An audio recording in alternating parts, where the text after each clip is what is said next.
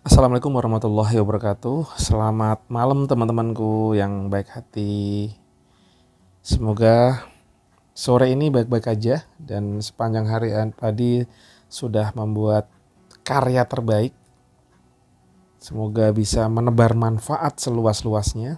Dan malam ini jam 7 sebelum sholat isya, saya tuh lagi testing ini guys.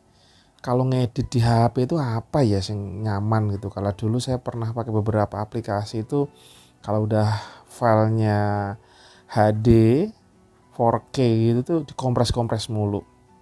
Dan sehari-hari kalau saya di laptop tuh saya pakainya Filmora.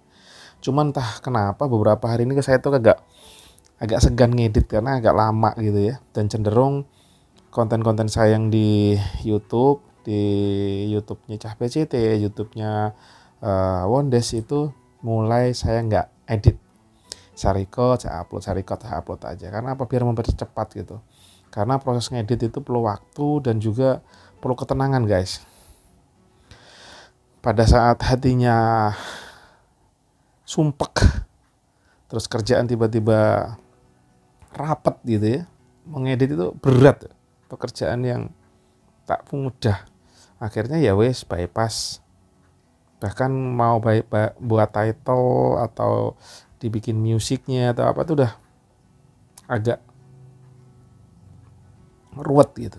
Nah makanya saya coba testing juga dengan video no edit di Wondes, di YouTube-nya Wondes. Viewernya lumayan loh, walaupun saya video ngoceh begini tapi tanpa edit gitu, itu tinggi lumayan tinggi.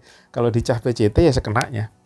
Cah PCT ini kadang ada yang tinggi, kadang ya viewernya nggak ada gitu ya. Wis ora apa-apa karena memang proses belajar saya gitu. Dan sebenarnya niatan saya utama adalah belajar, kedua untuk menebar manfaat sesuatu yang saya tahu. Itu sebenarnya nawaitunya. Kalau nanti misalkan ada bermanfaat, penontonnya banyak, ya syukur, alhamdulillah. Siapa sih yang nggak bahagia gitu ya pada saat sesuatu yang kita niatkan kebaikan dan ternyata bermanfaat buat orang. Wah itu apa ya, bahagianya itu dahsyat gitu, nampol papak gitu. Pokoknya nampol tenan kanan.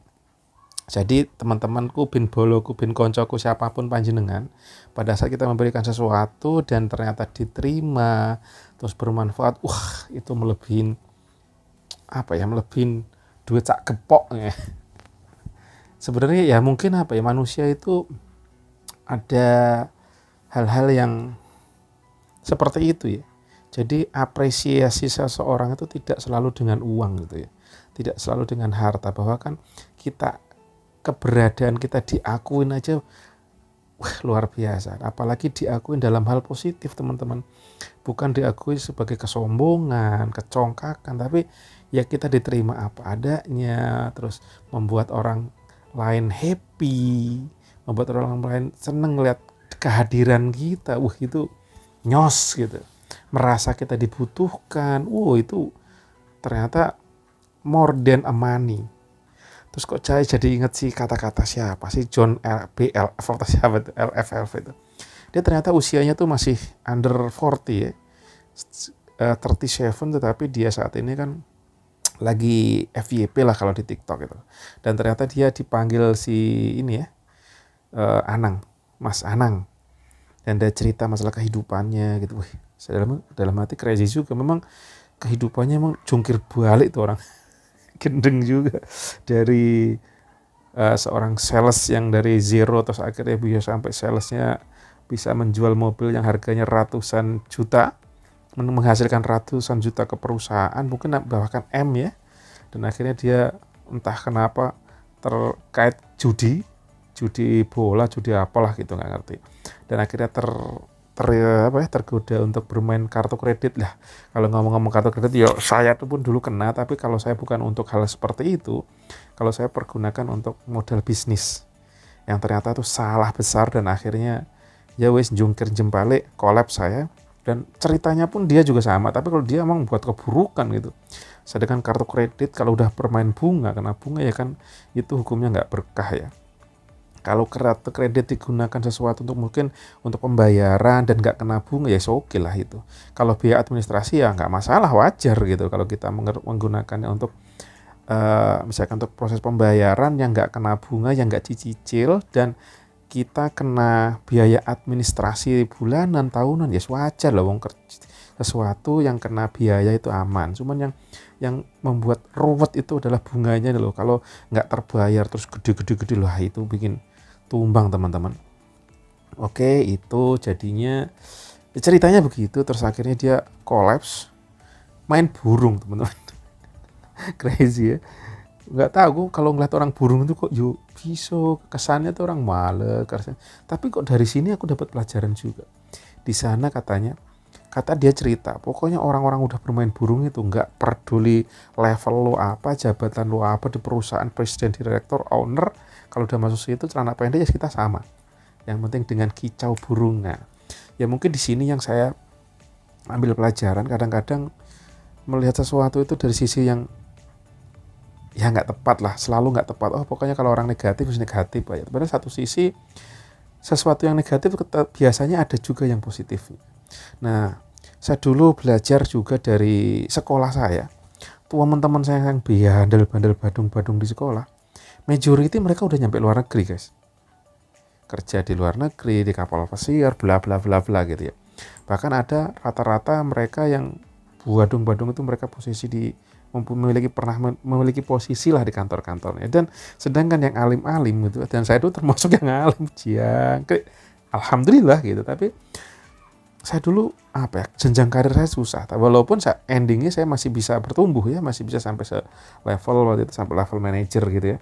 Karena saya udah merubah mindset saya, waktu itu saya bisa ngambil S2 di komunikasi, jadi bisa merubah pola pikir saya. Kalau nggak berubah, wah mandek juga.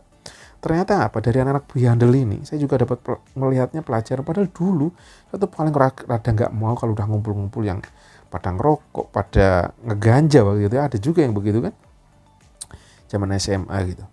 Tapi endingnya saya nggak punya kawan teman-teman. Saya tuh sekolah ibaratnya punya, cuman ya limited edition teman saya. Sedangkan mereka yang bandel banget temannya banyak, dan mereka tuh biasanya orang-orang yang berani gendeng gitu. Pokoknya nggak pakai hitung-hitungan, gaspol aja.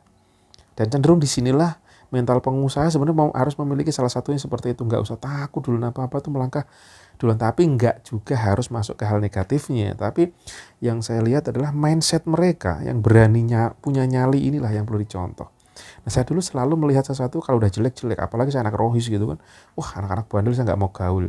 Salah. Walaupun anak rohis mesti saya tetap gaul mereka, yang buruknya kita buang. Nah pertemanannya kita ambil, itu yang benar mestinya. Cuman daya pikir saya nggak nyampe sana, apalagi waktu jadi rohis kan inklusif, eksklusif ya. Pokoknya dia itulah yang terbatas ya, orang-orang baik aja yang saya mau bergaulnya, lah kurang lebihnya begitulah. Jadi sudut pandang ini yang tadi kembali ke tukang burung tadi ya teman-teman, lah kok jos ternyata. Nah sekarang dia memiliki company yang dari starting from zero, dia masuk perusahaan itu dan dia mempertumbuhkan dan akhirnya sampai diajak menjadi ownernya gitu lah kurang lebih. Dan sekarang saya tadi dengar ceritanya, pendapatannya dia dari situ, dari satu perusahaan itu 750 juta sebulan. Yang tadinya karyawan yang gajinya sekitar 4 jutaan gitu, dan waktu itu menghadapi istrinya yang mau melahirkan segala macam, starting dengan 3 karyawan dia bisa mempertumbuhkan, dan sekarang dia bisa mendapatkan 750 juta per bulan dari satu perusahaan, dan dia sudah create 3 atau berapa 4 perusahaan gitu.